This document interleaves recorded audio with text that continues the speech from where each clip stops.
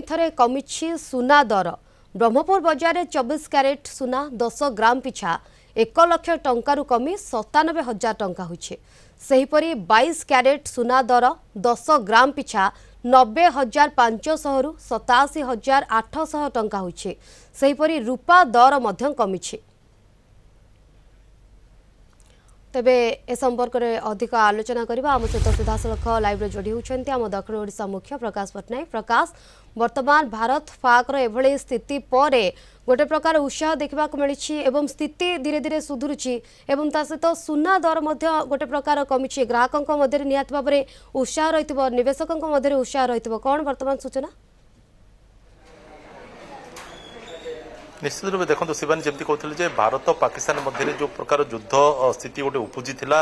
से सुधार आसी गोटे पटे सुधार आसी तार प्रभाव में आउ गोटे पटे परिवर्तन आसी। तो परिवर्तन यह जे दर में परिवर्तन ता पुणी उपर मुहा नुह ता हूँ तल मुहा। साधारणतः जानी था ए प्रकार परिस्थिति जो उपजी थाए विभिन्न सामग्री दर वृद्धि पाई थाए किंतु से समय जमती कि सुधार आसूची सेपटे जमती कि उत्तेजना सृष्टि होची सेपटे तार गोटे अलग रिफ्लेक्शन होची सुना बजार उपरे जाफल कि दर कमी। तो आम गोटे ब्रह्मपुर गोटे अलंकार दुकान को आसचु सेठी जी रही तार जी मुख्य अच्छा मुहर आम शुणा आज्ञा कौन कहे अनेक समय आम देखुचु जे गोटे सुना ए प्रकार गोटे द्रव्य जोटा कि साधारणतः लोक मैंने विभिन्न समय किणी था आवश्यक को मेन्टेवा। तो लगातार भाव सुना दर बढ़ी बढ़ी चली उपर मुहा होता हठात केमती तल मुहाला ता पुणी जो प्रकार गोटे युद्ध परिस्थिति गोटे सृष्टि होता भारत पाकिस्तान भितर गोटे अस्थिरता सृष्टि होता से प्रकार तल मुहा हबार कारण नहीं ए दुई कारण अच्छी मुख्यतः खास करी आपण मैंने जानी विश्व बजार रे चाइना सहित जो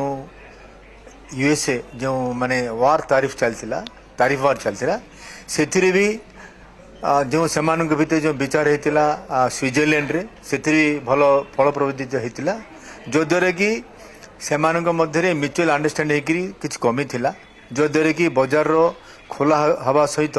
तलमुआ होता तथा जो इन्वेस्टमेंट थिला समस्त उपरमुआ चलला जो द्वारा कि सुना दर कमी आसला। ये प्रथम कारण। द्वितीय कारण है जे भारत एवं पाकिस्तान भितर जो युद्ध महल थिला से किसी परिवर्तन होगा जाऊला पुणी हठात जेहेतु यूएसए तथा पूरा ग्लोबल टोटल एंटायर ग्लोबल रे सबू ट्रेड स्टॉक एक्सचेंज भितर सब धीरे धीरे ऊपर मुहा चलला आप ऑब्जर्व करेंगे जहाँकि धीरे धीरे सुना उपर प्रभावटा कमी आसला जो द्वारा कि सुना दर कमी आसी। ओके तो जितेबाला ए प्रकार परिस्थिति सृष्टि हुए कारण आम जाचे जदि आम 24 क्यारेट कथा कहूचे सुना कथा कहूचे सुना बिस्केट जोटा कहूचे से बाहर देश आमदानी करा पड़ी था किंतु जो आपंकर 22 क्यारेट जोटा कि 916 मार्क जोटा कि अलंकार सब तैयारी कराऊँगी तो ये उपलब्ध रही था। तो एसबू भितर बाहर देश को जेहेतु आमदानी कराऊँगी तार गोटे प्रभाव रोचे कि गोटे नियंत्रण गोटे रोचे कि देखो भारत में प्राय माने वर्ष को माने थ्रू वर्ल्ड रो जहाँकि चाइना प्राय 813 टन भारत 803 टन ए प्रकार से इंपोर्ट करती किंतु चाइना रे मोस्टली से इन्वेस्टमेंट पर्पज करती जहाँ कि भारत में प्राय 70% अलंकार हिसाब से ग्रहण करती 30% ही खाली आप इन्वेस्टमेंट जाऊँगी एवं खास करी भारतर जो अलंकार वर्तमान जो दामा माने जो प्रकार मार्केटिंग अच्छी बा से पाखे जहाँ बर्तमान माने शक्ति अच्छी से क्या डिपेंड कर किसी दरकार नहीं। भारत में पूरा संपूर्ण निजर सेल्फ सफिशिएंट अलंकार आमर अच्छी एवं से बाहर किसी एफेक्ट ना। ओके तो आप पुणी थर फेरबी जो आम देखुचे किसी ग्राहक आसी मन पसंदर सुना अलंकार किणना चेष्टा करवा किसी प्रतिक्रिया नापी कारण जो दर जो प्रकार बढ़ी एवं से लगाम लगी मैडम कौन कहे दर बढ़ी से कमिला आप ना कौन ओके आपण कोंतो तंग तरफ आपण कोइ दियौ दर कमिला बोली आछंती ना कोन ना एंती गुटे ना एंती साधारण आवश्यक पड़ला तनु आस सुना ना आवश्यक थिबा जो आस।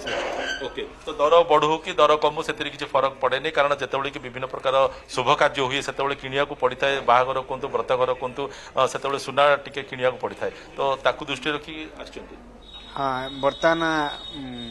हमर मैडम टिके एक्सचेंज करिए सुनाडा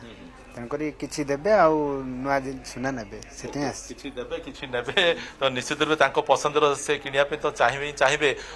ଓଡ଼ିଶାର ନିହାତି ଭାବରେ ଗୋଟେ ଯେମିତିକି ଆମେ ପ୍ରକାର ସୁନାକୁ ନେଇ ଯେହେତୁ ଦର କମିଛି ଗ୍ରାହକଙ୍କ ମଧ୍ୟରେ ଗୋଟେ ପ୍ରକାର ଉତ୍ସାହ ବଢିଛି ଏବଂ ନିବେଶକଙ୍କ ମଧ୍ୟରେ ମଧ୍ୟ